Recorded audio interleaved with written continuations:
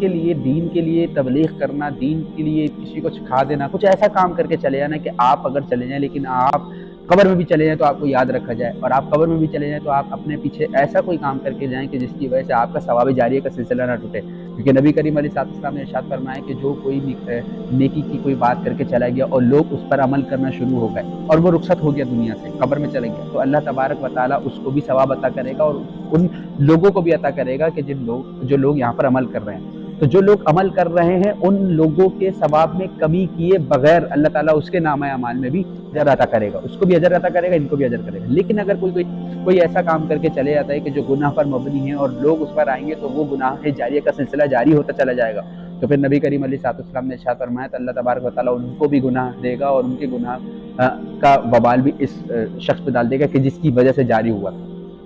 تو ہم تھوڑا سا یہاں پر سوچیں کہ ہم کیا کر رہے ہیں، ہم کس طرف جا رہے ہیں. کیا ہم صراط مستقیم پر ہیں یا ہم ان لوگوں کے راستے پر ہیں کہ جن پر غضبناک ہوا اللہ تعالیٰ. فرعون کو دیکھیں آپ، حکومت ملی، سب کچھ ملا. قارون کو دیکھیں، خزانہ بے شمار ملا، لیکن اینڈ کیا ہوا ان کا؟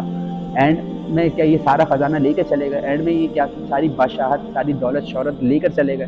کچھ بھی نہیں ہوا. آج دنیا ان کے نام جانتی ہے تو کس طریقے سے جانتی ہے وہ بھی آپ جانتے ہیں. تو آج لوگ ان کو گالیاں دینا فخر سمجھتے ہیں. تو ایسا کوئی کام کرنا کہ جس کی وجہ سے میرا اور آپ کا اور پوری امت مسلمہ کی بھلائی پر مشتمل کوئی کام ہو تو اس کو بالکل اس میں دیر نہیں کیجیے، فوراً کی اس کو چھوٹا سمجھ کے نہیں کرو، فوراً کر لو، فوراً اس نیکی کو کر لیا جائے. اور اگر کوئی گناہ ہے تو اس میں سوچا جائے. لیکن ہمارا الٹا ہو گیا آج کے ساتھ، ہم گناہ کرنے میں دیر نہیں کرتے، نیکی کرنے کے لیے سوچنے بیٹھ جاتے ہیں. کیوں سوچ رہے ہیں؟ پہلے سوچیں اس چیز کو کہ ہم سوچ کیوں رہے ہیں اس چیز پہ کہ نیکی کا کوئی کام ہے تو ہم دیر کیوں کرنا اس میں، اور گناہ کا کام ہے تو ہم اس میں فوراً جلدی کرنا.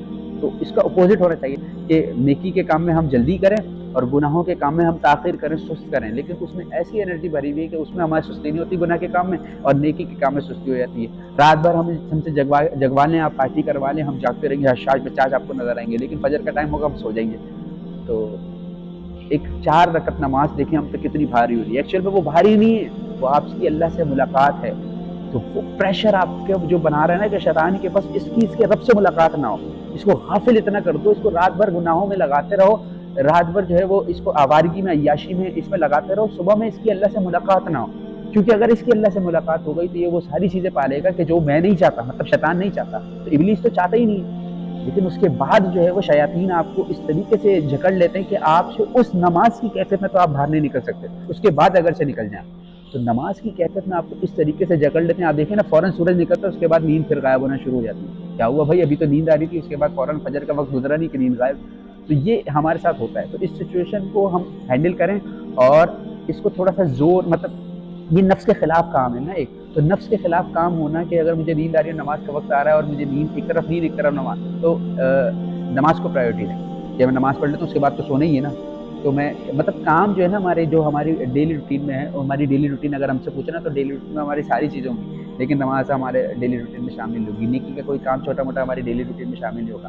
جبکہ یہ کام ایسے ہیں کہ چلتے پھرتے آپ کرتے رہیں، کیا پتہ اللہ تعالیٰ اس وسیلے سے ہی آپ کو بخش دے. تو اس میں کبھی بھی کوئی اس طریقے سے دیر نہیں کریں. تو پھر ان لوگوں کے راستے پر ہم عمل کر سکتے، ہمارا عمل ہو جائے گا کہ جن کے لیے اللہ تعالیٰ نے ارشاد فرمایا کہ انعام یافتہ بن. وہ لوگ ہیں کہ جو نیکیوں میں تاخیر نہیں کرتے تھے، فوراً کر لیا کرتے تھے. گناہوں میں وہ ایک مدت لگا دیا کرتے تھے کہ اللہ ہم سے گناہ نہ ہو، اور اگر گناہ ہو جاتا تو فوراً استغفار کرتے تھے، فوراً توبہ کرتے تھے کہ اللہ میں بھٹک گیا تھا، تو مجھے اس سے بچا.